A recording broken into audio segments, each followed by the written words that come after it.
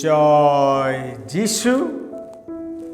प्रभु जीशु कृष्णटारे मोर अति प्रिय भाई भौणी मैंने समस्त केमती अच्छा भलरे रहतु।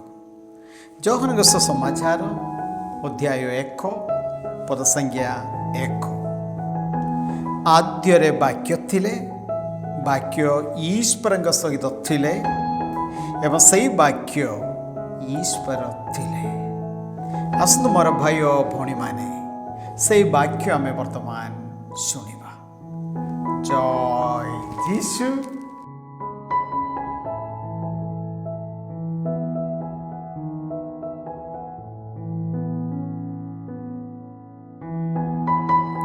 जोशुआ पुस्तक अध्याय 9।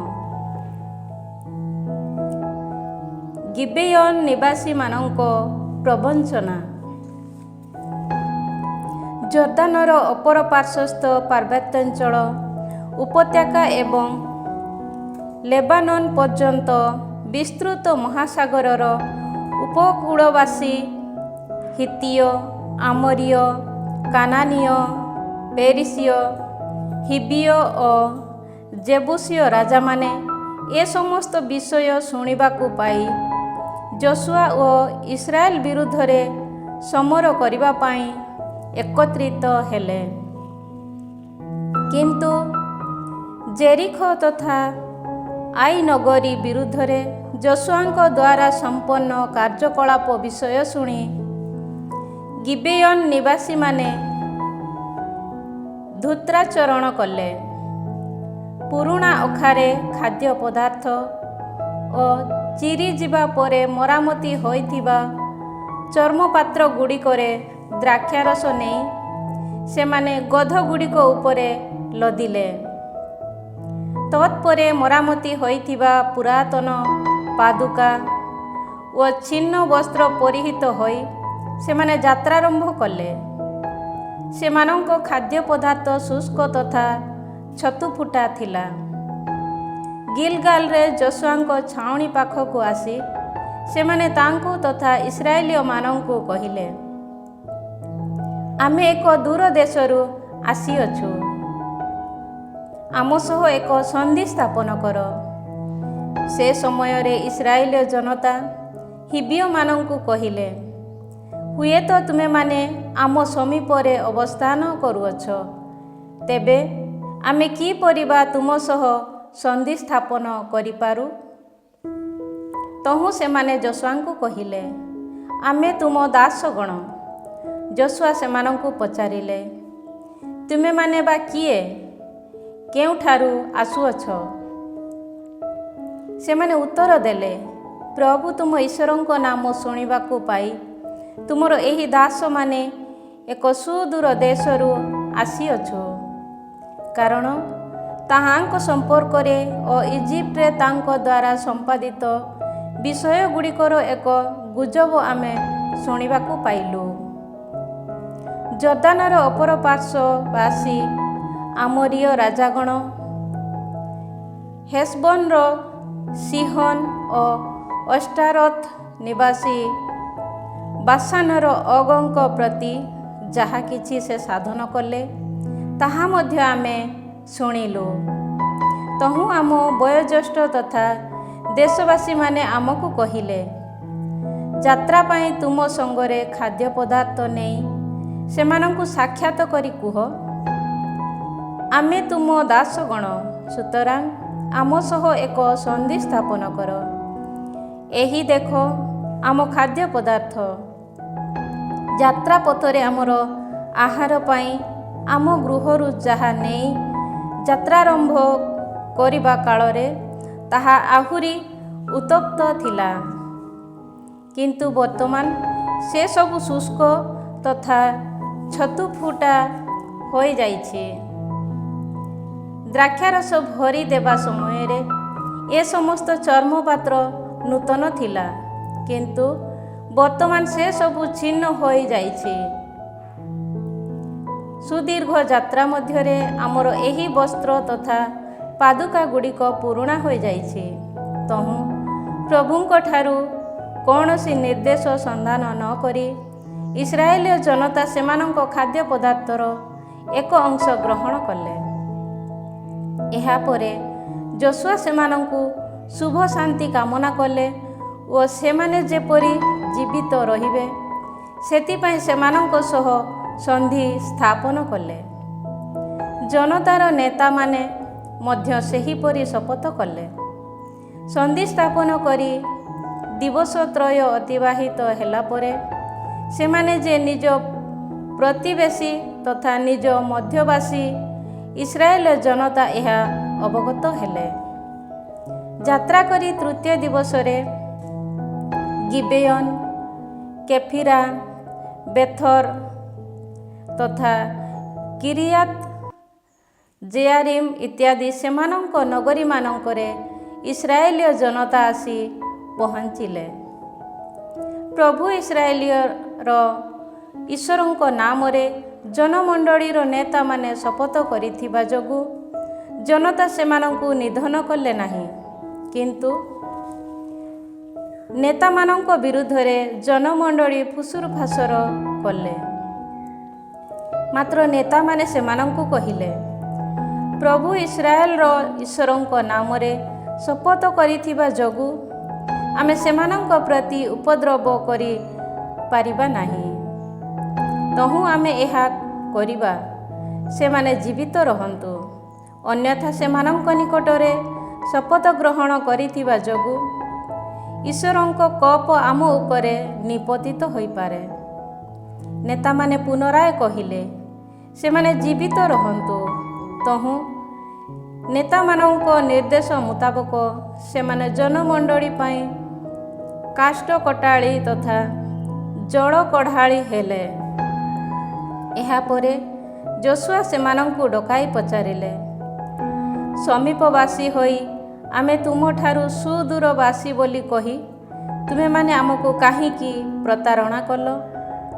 ସୁତରାଂ ତୁମେମାନେ ଅଭିଶପ୍ତ। ତୁମେମାନେ ମୋର ଈଶ୍ୱରଙ୍କ ଭବନରେ ସର୍ବଦା କାଷ୍ଠ କଟାଳି ତଥା ଜଳ କଢ଼ାଳି ଦାସଗଣ ସଦୃଶ ହେବ। ସେମାନେ ଯୋଶୁଆଙ୍କୁ ପ୍ରତ୍ୟୁତ୍ତର ଦେଲେ, ଏହି ଦେଶକୁ ତୁମମାନଙ୍କୁ ପ୍ରଦାନ କରିବା ଏବଂ ଏହି ଦେଶବାସୀମାନଙ୍କୁ ନିଧନ କରିବା ପାଇଁ ପ୍ରଭୁ ତୁମ ଈଶ୍ୱର ନିଜ ଦାସ ମୋଶେସଙ୍କ ନିକଟରେ ଆଦେଶ ଦେଇଛନ୍ତି। ଏହା ତୁମର ଏହି ଦାସମାନଙ୍କୁ ନିଃସନ୍ଦେହରେ ବିଦିତ ହେଲା। ସୁତରାଂ ତୁମ ଆଗମନ କାଳରେ ଭୟଭୀତ ହୋଇ ଆମେ ନିଜ ଜୀବନ ରକ୍ଷା ପାଇଁ ଏହିଭଳି କରିଅଛୁ। ବର୍ତ୍ତମାନ ଦେଖ, ଆମେ ତୁମ ହସ୍ତରେ ସମର୍ପିତ। ଅତଏବ ତୁମ ଦୃଷ୍ଟିରେ ଯାହା ନ୍ୟାୟ ତଥା ସଠିକ୍ ତାହା ଆମ ପ୍ରତି ସାଧନ କର। ତହୁଁ ସେ ସେମାନଙ୍କ ପ୍ରତି ସେଭଳି ସାଧନ କଲେ। ଇସ୍ରାଏଲୀୟମାନଙ୍କ ହସ୍ତରୁ ସେ ସେମାନଙ୍କୁ ମୁକ୍ତ କଲେ। ଇସ୍ରାଏଲୀୟ ଜନତା ସେମାନଙ୍କୁ ବଦ୍ଧ କଲେ ନାହିଁ। ଜନମଣ୍ଡଳୀ ଓ ପ୍ରଭୁଙ୍କ ବଳିପୀଠ ନିମନ୍ତେ ଯୋଶୁଆ ସେହିଦିନ ସେମାନଙ୍କୁ କାଷ୍ଠ କଟାଳି ତଥା ଜଳ କଢ଼ାଳି ରୂପେ ନିଯୁକ୍ତି ପ୍ରଦାନ କଲେ। ନିଜର ଆରାଧନାର୍ଥେ ପ୍ରଭୁଙ୍କ ଦ୍ୱାରା ମନୋନୀତ ସ୍ଥଳୀରେ ସେମାନେ ଅଦ୍ୟାବଧି ସେହିଭଳି କାର୍ଯ୍ୟ କରନ୍ତି। ଅଧ୍ୟାୟ 10 ଆମୋରୀୟମାନଙ୍କ ପରାଜୟ। ଜେରିଖୋ ତଥା ତାହାର ରାଜାଙ୍କ ବିରୁଦ୍ଧରେ ଯୋଶୁଆ ଯାହା କରିଥିଲେ, ଆଇ ନଗରୀକୁ ମଧ୍ୟ ହସ୍ତଗତ କରି ସେହି ପ୍ରକାରେ ସେ ଯେ ତାହାକୁ ସମୂଳେ ବିନଷ୍ଟ କଲେ, ତାର ରାଜାଙ୍କୁ ଯେ ହତ୍ୟା କଲେ ଓ ଗିବେୟନବାସୀମାନେ ଇସ୍ରାଏଲୀୟ ଜନତା ସହ ସନ୍ଧି ସ୍ଥାପନ କରି ସେମାନଙ୍କ ମଧ୍ୟରେ ଯେ ଅବସ୍ଥାନ କରନ୍ତି, ଏସବୁ ଜେରୁସଲେମର ରାଜା ଆଦୋନିସେଦେକ୍ ଶୁଣିବାକୁ ପାଇଲେ। ତହୁଁ ସେ ଭୟବିହ୍ୱଳ ହେଲେ, କାରଣ ଅନ୍ୟ ଯେକୌଣସି ରାଜକୀୟ ନଗରୀ ସଦୃଶ ଗିବେୟନ ସୁଦ୍ଧା ଗୋଟିଏ ବିରାଟ ନଗରୀ ଥିଲା। ତାହା ଆଇ ନଗର ଅପେକ୍ଷା ଅଧିକ ବିପୁଳ ଓ ତନ୍ନିବାସୀମାନେ ବହୁ ଶକ୍ତିଶାଳୀ ମଧ୍ୟ ଥିଲେ। ସୁତରାଂ ହେବ୍ରନର ରାଜା ହୋହାମ, ଜାରମୁଥର ରାଜା ପିରାମ, ଲାଖିସର ରାଜା ଜାଫିଆ ଓ ଏଗ୍ଲୋନର ରାଜା ଦେବୀରଙ୍କ ପାଖକୁ ଜେରୁସାଲେମର ରାଜା ଆଦୋନିସେକେଦ ଏହି ସନ୍ଦେଶ ପଠାଇଲେ, ତୁମେମାନେ ଆସି ମୋର ସହାୟ ହୁଅ। ଯୋଶୁଆ ଓ ଇସ୍ରାଏଲ ଜନତାଙ୍କ ସହ ସେମାନେ ସନ୍ଧି ସ୍ଥାପନ କରିଥିବା ଯୋଗୁଁ ଆମେ ଯାଇ ଗିବେୟନକୁ ବିନାଶ କରିବା। ତହୁଁ ଜେରୁସାଲେମ, ହେବ୍ରୋନ, ଜାରମୁଥ, ଲାଖିସ, ଏଗ୍ଲୋନ ଇତ୍ୟାଦି ନଗରୀମାନଙ୍କ ଅଧିପତି 5 ଜଣ ଆମୋରୀୟ ରାଜା ସେମାନଙ୍କ ସେନା ସମେତ ପ୍ରସ୍ଥାନ କରି ଗିବେୟନ ସମୀପରେ ଛାଉଣି ପକାଇଲେ ଏବଂ ତା ବିରୁଦ୍ଧରେ ସଂଗ୍ରାମ କଲେ। ସେ ସମୟରେ ଗିଲଗାଲରେ ଛାଉଣି ପକାଇ ରହିଥିବା ଯୋଶୁଆଙ୍କ ପାଖକୁ ଲୋକ ପଠାଇ ଗିବେୟନ ନିବାସୀମାନେ କହିଲେ, ତୁମର ଏହି ଦାସମାନଙ୍କୁ ପରିତ୍ୟାଗ କର ନାହିଁ। ଖୁବ୍ ଶୀଘ୍ର ଆସି ଆମକୁ ରକ୍ଷା କର ଓ ଆମମାନଙ୍କ ସହାୟ ହୁଅ, କାରଣ ପାର୍ବତ୍ୟାଞ୍ଚଳବାସୀ ସମସ୍ତ ଆମୋରୀୟ ରାଜାଗଣ ଆମ ବିରୁଦ୍ଧରେ ସମବେତ ହୋଇଛନ୍ତି। ତତ୍କ୍ଷଣାତ୍ ସମସ୍ତ ଯୋଦ୍ଧା ତଥା ଶକ୍ତିଶାଳୀ ସେନା ସମେତ ଯୋଶୁଆ ଗିଲଗାଲ ଠାରୁ ପ୍ରସ୍ଥାନ କଲେ। ପ୍ରଭୁ ଯୋଶୁଆଙ୍କୁ କହିଲେ, ସେମାନଙ୍କ ପ୍ରତି ଭୀତ ହୁଅ ନାହିଁ, ମୁଁ ସେମାନଙ୍କୁ ତୁମ ହସ୍ତରେ ସମର୍ପଣ କରିଅଛି। ସେମାନଙ୍କ ମଧ୍ୟରୁ କେହି ତୁମକୁ ପ୍ରତିରୋଧ କରିପାରିବ ନାହିଁ। ଯୋଶୁଆ ଗିଲଗାଲ ଠାରୁ ପ୍ରସ୍ଥାନ କଲେ ଓ ସାରା ରାତି ଯାତ୍ରା କରି ସେମାନଙ୍କୁ ଆକସ୍ମିକ ଭାବେ ଆକ୍ରମଣ କଲେ। ଇସ୍ରାଏଲ ସମ୍ମୁଖରେ ପ୍ରଭୁ ସେମାନଙ୍କ ହୃଦୟରେ ଭୟ ଜନ୍ମାଇଲେ। ତହୁଁ ଇସ୍ରାଏଲୀୟ ଜନତା ସେମାନଙ୍କୁ ଗିବେୟନରେ ସଂଖ୍ୟାତୀତ ଭାବେ ହତ୍ୟା କଲେ। ବେତହୋରନର ଉଠାଣିଆ ପଥ ଦେଇ ସେମାନଙ୍କର ପଶ୍ଚାତଧାବନ କରି ଆସେକା ତଥା ମାକେଦା ପର୍ଯ୍ୟନ୍ତ ଜନତା ସେମାନଙ୍କୁ ସଂହାର କଲେ। ଇସ୍ରାଏଲୀୟମାନଙ୍କ ସମ୍ମୁଖରୁ ପଳାୟନ କରି ବେତହୋରନର ଉଠାଣିଆ ପଥ ଦେଇ ସେମାନେ ଅବତରି ଯାଉଥିବା ବେଳେ ସେଠାରୁ ଆସେକା ପର୍ଯ୍ୟନ୍ତ ପ୍ରଭୁ ସେମାନଙ୍କ ଉପରେ ଆକାଶରୁ କରକା ବୃଷ୍ଟି ପାତ କରାଇଲେ। ଏହି ରୂପେ ସେମାନେ ମୃତ୍ୟୁ କବଳିତ ହେଲେ। ଖଡ୍ଗ ଜରିଆରେ ଇସ୍ରାଏଲ ଦ୍ୱାରା ନିହତ ଲୋକମାନଙ୍କ ସଂଖ୍ୟା ଅପେକ୍ଷା ଅଧିକ ଲୋକ କରକା ବୃଷ୍ଟିପାତ ଯୋଗୁଁ ସେଠାରେ ମୃତ୍ୟୁବରଣ କଲେ। ଆମୋରୀୟମାନଙ୍କୁ ପ୍ରଭୁ ଯୋଶୁଆଙ୍କ ହସ୍ତରେ ସମର୍ପଣ କରିଦେଇଥିବା ଦିନରେ ଯୋଶୁଆ ତାହାଙ୍କ ନିକଟରେ ପ୍ରାର୍ଥନା କଲେ। ଏହାପରେ ଲୋକେ ଶୁଣିବା ଭଳି ସେ କହିଲେ, ହେ ସୂର୍ଯ୍ୟ, ଗିବେୟନରେ ନିଶ୍ଚଳ ହୋଇ ଠିଆ ହୁଅ।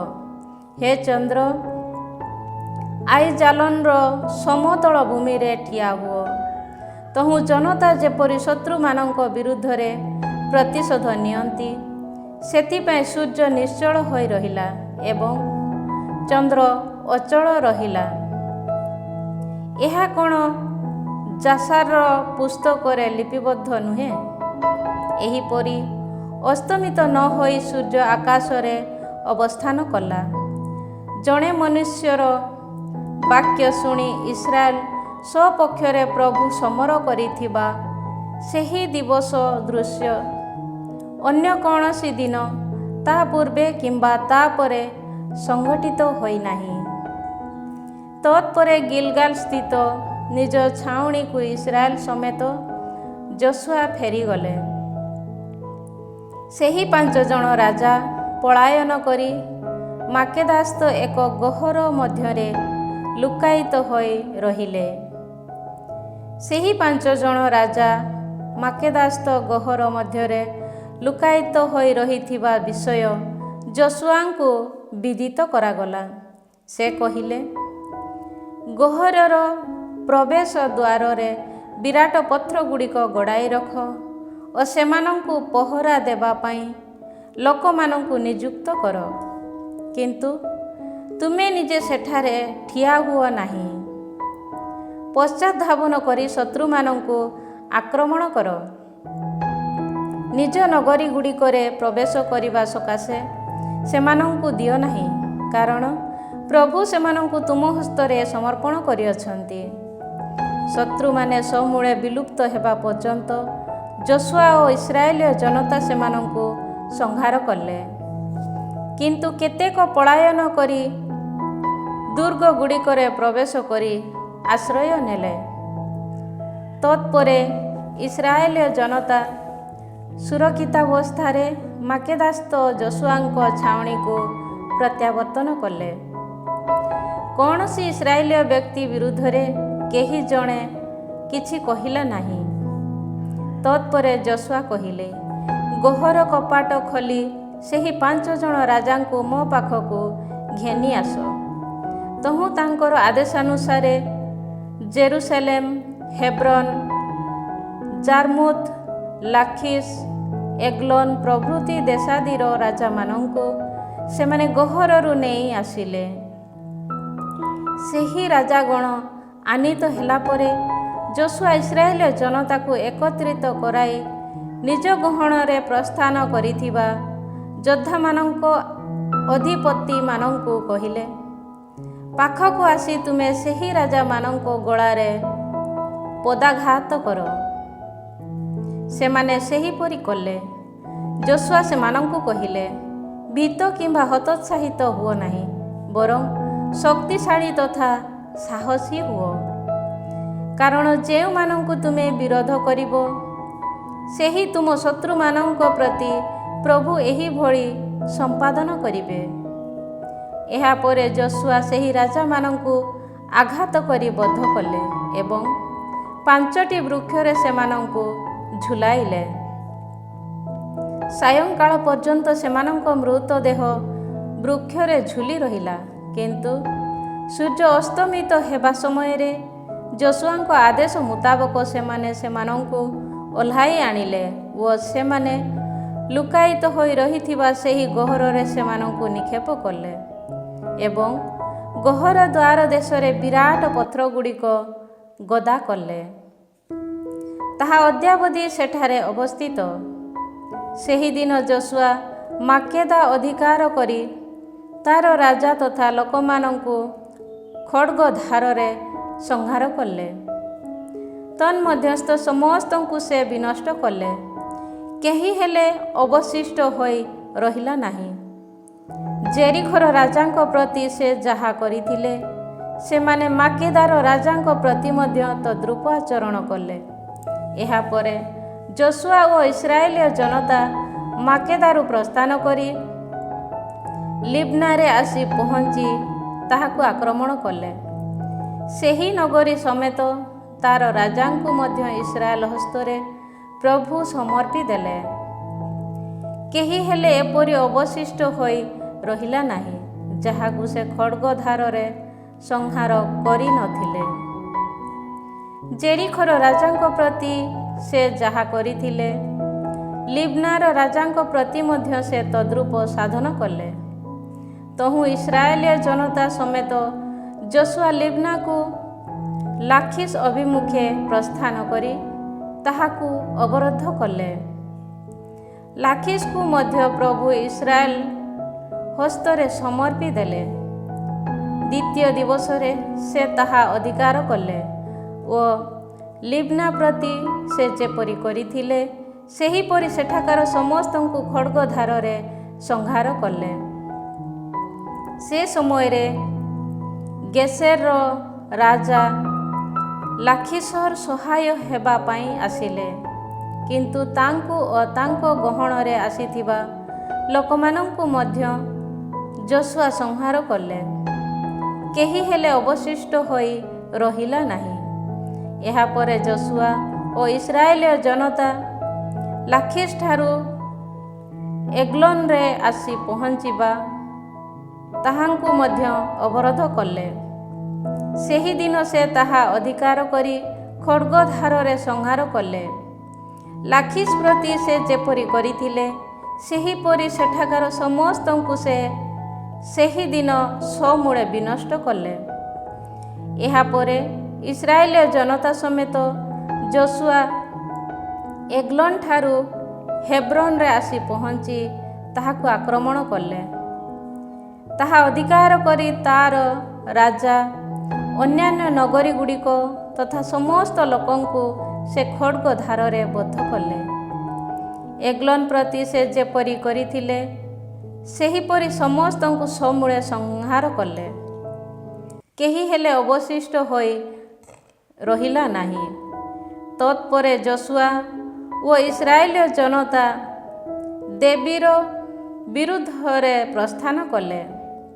ତାହାର ରାଜା ତଥା ସମସ୍ତ ନଗରୀକୁ ଅଧିକାର କରି ସମସ୍ତଙ୍କୁ ଖଡ଼୍ଗଧାରରେ ସେ ସଂହାର କଲେ। ସେଠାରେ ମଧ୍ୟ କେହି ହେଲେ ଅବଶିଷ୍ଟ ହୋଇ ରହିଲା ନାହିଁ। ହେବ୍ରୋନ ତଥା ଲିବ୍ନା ଓ ସେଗୁଡ଼ିକର ରାଜାମାନଙ୍କ ପ୍ରତି ସେ ଯେପରି କରିଥିଲେ ସେହିପରି ଦେବୀର ଓ ତାର ରାଜାଙ୍କ ପ୍ରତି ମଧ୍ୟ ସେ ସାଧନ କଲେ। ଏହିପରି ସମଗ୍ର ଦେଶ, ପାର୍ବତ୍ୟାଞ୍ଚଳ, ନେଗେବ, ସମତଳ ପ୍ରଦେଶ, ଢାଲୁ ଭୂମି ତଥା ସେଠାକାର ସମସ୍ତ ରାଜାମାନଙ୍କୁ ଯୋଶୁଆ ପରାଜିତ କରାଇ ଅଧିକାର କଲେ। ପ୍ରଭୁ ଇସ୍ରାଏଲର ଈଶ୍ୱରଙ୍କ ଆଦେଶ ମୁତାବକ ସମସ୍ତଙ୍କୁ ସେ ବିନଷ୍ଟ କଲେ। କେହି ହେଲେ ଅବଶିଷ୍ଟ ହୋଇ ରହିଲା ନାହିଁ। କାଦେଶ ବାର୍ଣ୍ଣେୟା ଠାରୁ ଗାସା ପର୍ଯ୍ୟନ୍ତ ଏବଂ ଗୋସେନ ଠାରୁ ଗିବେୟନ ପର୍ଯ୍ୟନ୍ତ ବିସ୍ତୃତ ସମଗ୍ର ଦେଶ ସେ ଅଧିକାର କଲେ। ଏ ସମସ୍ତ ରାଜା ଓ ଏହିମାନଙ୍କ ଦେଶକୁ ଯୋଶୁଆ ଏକାବେଳେ କରାୟତ୍ତ କଲେ, କାରଣ ପ୍ରଭୁ ଇସ୍ରାଏଲର ଈଶ୍ୱର ଇସ୍ରାଏଲ ସପକ୍ଷରେ ସଂଗ୍ରାମ କଲେ। ତତ୍ପରେ ଜନତା ସମେତ ଯୋଶୁଆ ଗିଲଗାଲ ସ୍ଥିତ ନିଜ ଛାଉଣୀକୁ ଫେରିଗଲେ। ଅଧ୍ୟାୟ 11। ଜାବିନ ଓ ତାଙ୍କର ମିତ୍ରଗଣ। ହାସରର ରାଜା ଜାବିନ ଏ ସମସ୍ତ ଶୁଣି ମାଦନର ରାଜା ହବାବ, ସିମ୍ରୋନ ତଥା ଅକ୍ସାଫାର ରାଜାଗଣ, ଉତ୍ତର ଦିଗସ୍ଥ ପାର୍ବତ୍ୟାଞ୍ଚଳ ତଥା ସମତଳ ସ୍ଥିତ କିନେରତର ସମୀପବର୍ତ୍ତୀ ଆରାବା ଏବଂ ପଶ୍ଚିମ ଦିଗସ୍ଥ ନାପତଦର ପ୍ରଭୃତି ସ୍ଥାନମାନଙ୍କରେ ରାଜୁତି କରୁଥିବା ରାଜାଗଣ, ପ୍ରାଚ୍ୟ ତଥା ପାଶ୍ଚାତ୍ୟବାସୀ କାନାନୀୟ, ପାର୍ବତ୍ୟାଞ୍ଚଳବାସୀ ଆମୋରୀୟ, ହିତୀୟ, ପେରିସୀୟ, ଜେବୁସୀୟ ଏବଂ ମିସ୍ପା ଦେଶସ୍ଥ ହେର୍ମୋନ ସମତଳବାସୀ ହିବିୟମାନଙ୍କ ପାଖକୁ ଲୋକ ପଠାଇଲେ। ତହୁଁ ସେମାନେ ସମୁଦ୍ର ଉପକୂଳସ୍ଥ ବାଲୁକା ସଦୃଶ୍ୟ ସଂଖ୍ୟାଧିକ ସୈନ୍ୟ ଓ ବହୁ ସଂଖ୍ୟକ ଘଟକ ଓ ରଥ ସମେତ ଆସି ପହଞ୍ଚିଲେ। ଇସ୍ରାଏଲ ବିରୁଦ୍ଧରେ ସମର କରିବା ପାଇଁ ନିଜ ନିଜର ସୈନ୍ୟ ସହ ଏ ସମସ୍ତ ରାଜାମାନେ ଏକତ୍ରିତ ହୋଇ ମେରୋମ ନଦୀ କୂଳରେ ଛାଉଣି ପକାଇଲେ। ପ୍ରଭୁ ଯୋଶୁଆଙ୍କୁ କହିଲେ, ସେମାନଙ୍କ ପ୍ରତି ଭୀତ ହୁଅ ନାହିଁ। ଆସନ୍ତାକାଲି ଏହି ସମୟରେ ମୁଁ ସେମାନଙ୍କୁ ଆଘାତ କରି ଇସ୍ରାଏଲ ସମ୍ମୁଖରେ ସମର୍ପଣ କରିବି। ତୁମେମାନେ ସେମାନଙ୍କ ଘଟକ ସମୂହର ଉରୁର ଶିରା କାଟି ଛଟା କରିଦେବ ଓ ରଥଗୁଡ଼ିକ ଅଗ୍ନିରେ ଦଗ୍ଧ କରିବ। ସହସା ଯୋଦ୍ଧାମାନଙ୍କ ସହିତ ଯୋଶୁଆ ମେରୋମ ନଦୀ କୂଳକୁ ଆସି ସେମାନଙ୍କୁ ଆକ୍ରମଣ କଲେ। ପ୍ରଭୁ ସେମାନଙ୍କୁ ଇସ୍ରାଏଲ ହସ୍ତରେ ସମର୍ପି ଦେଲେ। ଇସ୍ରାଏଲ ସେମାନଙ୍କୁ ଆଘାତ କଲେ ଓ ଅବଶିଷ୍ଟ ସମସ୍ତଙ୍କୁ ମହାସିଦନନ ଓ ମିଶ୍ରେଫାର୍ଥ ମାଇ ପର୍ଯ୍ୟନ୍ତ ଓ ପୂର୍ବାଭିମୁଖେ ସିମ୍ଫେର ସମତଳ ପର୍ଯ୍ୟନ୍ତ ପଶ୍ଚାତ ଧାବନ କଲେ। ସେମାନେ କାହାକୁ ସୁଦ୍ଧା ଛାଡ଼ି ନ ଦେଇ ସେମାନଙ୍କୁ ବଦ୍ଧ କଲେ। ପ୍ରଭୁଙ୍କ ଆଦେଶ ମୁତାବକ ଯଶୁଆ ସେମାନଙ୍କ ପ୍ରତି ସମସ୍ତ କିଛି କଲେ। ଘଟକମାନଙ୍କ ଅରୁର ଶିରା କାଟି ଛଟା କରିଦେଲେ ଓ ରଥଗୁଡ଼ିକୁ ଅଗ୍ନିରେ ଦଗ୍ଧ କଲେ। ତତ୍ପରେ ଫେରି ଆସି ଯଶୁଆ ହାସର ଅଧିକାର କଲେ ଓ ସେଠାକାର ରାଜାଙ୍କୁ ଖଡ଼୍ଗରେ ବଦ୍ଧ କଲେ। ହାସର ପୂର୍ବ କାଳରେ ସେହି ରାଜ୍ୟ ସମୂହ ଉପରେ ଆଧିପତ୍ୟ ବିସ୍ତାର କରିଥିଲା। ସେଠାକାର ବାସିନ୍ଦାମାନଙ୍କୁ ଯଶୁଆ ଖଡ଼୍ଗରେ ସମୂଳେ ବିନଷ୍ଟ କଲେ। କୌଣସି ଜୀବନ୍ତ ପ୍ରାଣୀକୁ ଛାଡ଼ି ନ ଦେଇ ସେ ହାସରକୁ ଅଗ୍ନିରେ ଦଗ୍ଧ କଲେ। ପ୍ରଭୁ ଦାସ ମୋଶେସଙ୍କ ଆଦେଶାନୁଯାୟୀ ଯଶୁଆ ସେ ସମସ୍ତ ନଗରୀ ଆକ୍ରମଣ କରି ସେଠାକାର ରାଜାଗଣ ଓ ସେମାନଙ୍କ ସମସ୍ତ ନଗରୀକୁ ଖଡ଼୍ଗରେ ଆଘାତ କରି ସମୂଳେ ନିଶ୍ଚିହ୍ନ କରିଦେଲେ। କିନ୍ତୁ ଉଚ୍ଚସ୍ଥଳୀରେ ନିର୍ମିତ ନଗରୀଗୁଡ଼ିକ ମଧ୍ୟରୁ ଯଶୁଆ ନିଶ୍ଚିହ୍ନ କରିଥିବା ହାସର ବ୍ୟତୀତ ଅନ୍ୟ କୌଣସି ନଗରୀକୁ ଇସ୍ରାଏଲ ଦଗ୍ଧ କଲେ ନାହିଁ। ସେହି ନଗରୀ ସମୂହ ମଧ୍ୟରୁ ସେମାନେ ଲୁଣ୍ଠିତ ଦ୍ରବ୍ୟ ତଥା ଗୋପଲ କରାୟତ କଲେ। କୌଣସି ଜୀବନ୍ତ ପ୍ରାଣୀକୁ ଛାଡ଼ି ନ ଦେଇ ସେ ସମସ୍ତକୁ ଖଡ଼୍ଗରେ ସଂହାର କଲେ।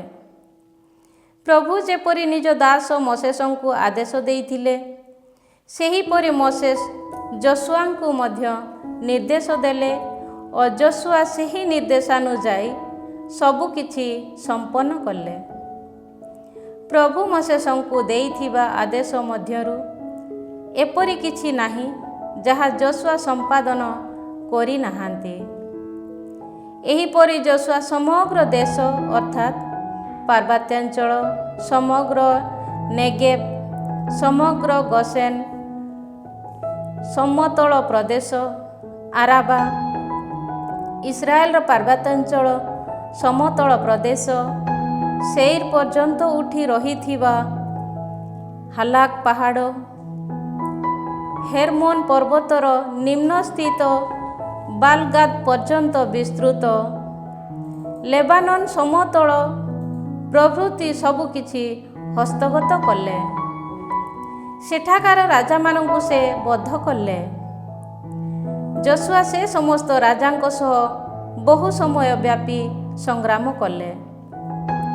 ଗିବେୟନବାସୀ ହିବ୍ୟମାନଙ୍କ ବ୍ୟତୀତ ଅନ୍ୟ କେହି ଇସ୍ରାଏଲ ସହିତ ଶାନ୍ତି ସନ୍ଧି ସ୍ଥାପନ କଲେ ନାହିଁ। ସଂଗ୍ରାମ କରି ଅନ୍ୟ ସମସ୍ତ ନଗରୀକୁ ସେମାନେ ହସ୍ତଗତ କଲେ, କାରଣ ପ୍ରଭୁଙ୍କ ଇଚ୍ଛା ଥିଲା ଯେ ମୋଶେସଙ୍କ ନିକଟରେ ପ୍ରଭୁଙ୍କ ଆଦେଶାନୁଯାୟୀ ସେମାନେ ନିର୍ମମ ହୁଅନ୍ତୁ, ଇସ୍ରାଏଲ ବିରୁଦ୍ଧରେ ଯୁଦ୍ଧ କରନ୍ତୁ, ସମ୍ପୂର୍ଣ୍ଣ ଭାବେ ବିନଷ୍ଟ ହୁଅନ୍ତୁ ଓ ନିର୍ଦ୍ଦୟ ଭାବେ ନିର୍ମୂଳ ହୁଅନ୍ତୁ। ସେହି ଦିନମାନଙ୍କରେ ହେବ୍ରୋନ, ଦେବୀର, ଆନାବ ପ୍ରଭୃତି ଦେଶକୁ ଓ ଜୁଦା ତଥା ଇସ୍ରାଏଲର ପାର୍ବତ୍ୟବାସୀ ଆନାକୀୟମାନଙ୍କୁ ସେ ସେମାନଙ୍କ ନଗରୀଗୁଡ଼ିକ ସମେତ ସମୂଳେ ବିନାଶ କଲେ। ଇସ୍ରାଏଲୀୟମାନଙ୍କ ଦେଶବାସୀ ଆନାକୀୟ ଲୋକଙ୍କ ମଧ୍ୟରୁ କେହି ହେଲେ ଅବଶିଷ୍ଟ ହୋଇ ରହିଲେ ନାହିଁ। କେବଳ ଗାସା, ଗାତ ତଥା ଆସ୍ଦୋଦରେ କେତେକ ଲୋକ ରହିଲେ। ଏହିପରି ପ୍ରଭୁ ମୋଶେସଙ୍କୁ ଦେଇଥିବା ଆଦେଶ ମୁତାବକ ଯଶୁଆ ସମଗ୍ର ଦେଶ ଅଧିକାର କଲେ। ଇସ୍ରାଏଲୀୟମାନଙ୍କ ପ୍ରତ୍ୟେକ ଗୋଷ୍ଠୀ ଅନୁସାରେ ସେସବୁ ସେ ଉତ୍ତରାଧିକାରୀତ୍ୱ ରୂପେ ପ୍ରଦାନ କଲେ। ଏହିଭଳି ଦେଶରେ ସମସ୍ତ ଯୁଦ୍ଧ ସମାପ୍ତ ହୋଇ ଶାନ୍ତି ବିରାଜିଲା। ପ୍ରେଜ୍ ଦ ଲର୍ଡ, ପ୍ରେଜ୍ ଦ ଲର୍ଡ। ମାର୍କୋଙ୍କ ସୁସମାଚାର ଅଧ୍ୟାୟ 4 ପଦ ସଂଖ୍ୟା 4। ଯୀଶୁ ଉତ୍ତର ଦେଲେ, ଲେଖା ଅଛି, मनुष्य केवल रोटी रे बंचे नाही बरम ईश्वर मुख निसृत प्रत्येक बाणी रे बंचे। प्रार्थना करिवा प्रभु आंभ मान को वाक्य दियो। धन्यवाद जीसु तुम्हारा पवित्र वाक्य पाए जीवंत वाक्य पाए आज आमे तुमको धन्यवाद देउछि प्रभु। सर्वशक्तिमान परमेश्वर पिता और पुत्र एवं पवित्र आत्मा आपण मानकु आशीर्वाद करंतु। आमेन। समस्त को जय जीसु।